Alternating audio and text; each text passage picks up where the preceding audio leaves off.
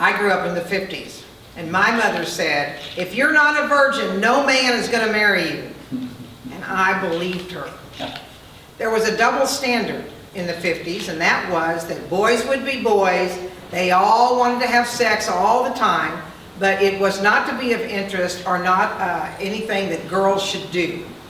And of course, I believe that too. But the 60s came along. And when the 60s came along, it was sex, drugs, rock and roll. Well, I bought in full tilt boogie to the fashion of it. I had the bell-bottom pants, I had the flowers in my hair, I had the headbands, I had the leather jackets with the fringe and the beads. You know, I was all set. I didn't wear a bra, you know, the whole routine.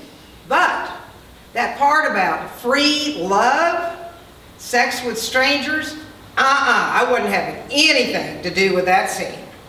I wanted to be a wife, mother, and homemaker, just like my mother. And that was my destiny, and that was my role, and that was where I was going. So, when a young naval officer asked me to get married, I said, yes, because I didn't want to hurt his feelings.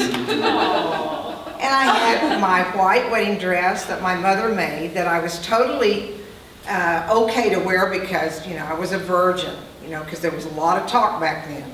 You know, she's wearing an off-white dress because she's not a virgin, you know, the whole thing. And so I was well on my way to being exactly what I expected, the little next Miss Betty Crocker. But there was my honeymoon night. And I remember thinking, this is not comfortable, it feels really awkward, and it hurts. For this I waited? You've got to be kidding!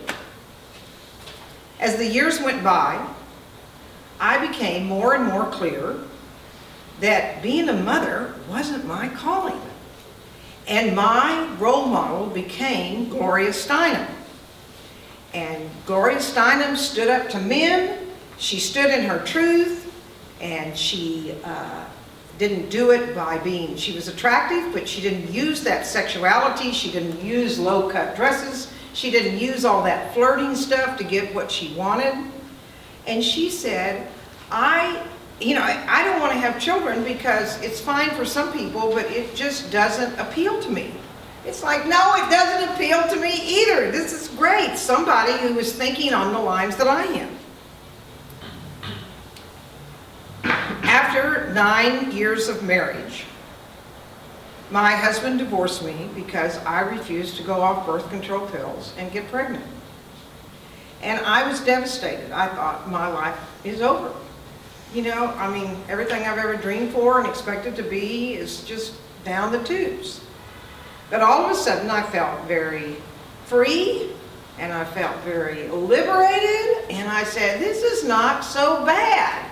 I think this is going to work okay, because in actuality I can see now that while I was married, it was like, for me, a prison.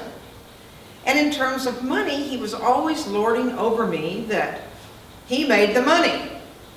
And so therefore he had more power, more control. You know, he was the king, and you know, I was the princess, or whatever. Well, in the divorce, I kept the house, and we had 2 bedrooms, and there was a bed in each bedroom. And he took one bed in the extra bedroom, and I kept the main bed.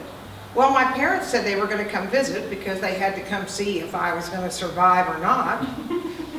And I had a job, and you know, that kind of thing was going on. I was feeling kind of okay, but I had to buy a bed for my parents. They were coming to visit. So I bought the bed. They set the delivery time. I set it on a Monday when I was off work, and I put on my bathing suit so I could suntan while I mowed the lawn. And I watched for the delivery man, and they did come, 2 guys. And I, you know, with a lot of drama, it's like, okay, here's what we need to do. We need to take the new bed and put it in the master bedroom, and we need to take the old bed, put it in the second bedroom, because I want the new bed for me. So here was the mattress in the new, in the master bedroom. I guess it was a master at that time. And we put the other bed in there, and off they went. Well, I fixed my little Campbell's tomato soup with my little saltines and a little pat of butter in the center, and there was a knock at the door. I thought, I wasn't expecting anybody. Maybe it's the mailman. Got some. Opened the door, it was one of these delivery men, and he had his truck parked in my driveway again. And he said, I think that I left some tools here. I said, really? Well, I didn't see them, but you know, come on in, let's look for them. So I went in the second bedroom, and I'm like looking on the windowsill, I'm looking on top of it. So maybe it's in there, something dropped over here under the bed. I said, let's go in the other bedroom, and we go in the other bedroom, and I'm looking all over, and he said, I didn't come back for any tools. I came back for you. Really? Now, at this point, I hadn't had sex with anyone but my husband. I thought, well, you know, I want to be nice. I don't want to hurt his feelings, so I said yes. So I had sex with someone that was a stranger, something I never thought I would do. And afterwards, I went out, I told all my friends, it was like some kind of, I'd won some kind of trophy, or that I had crossed some kind of river. You know, it was like I had passed some criteria in my life that was important. After that, I became the man I always hated. So many men, so little time. Next, you. Come on, you, next. You know, that was it. One of my friends said, Aralyn, I think you could trip a man and beat him to the floor. Woo. And I think I probably could have at that time.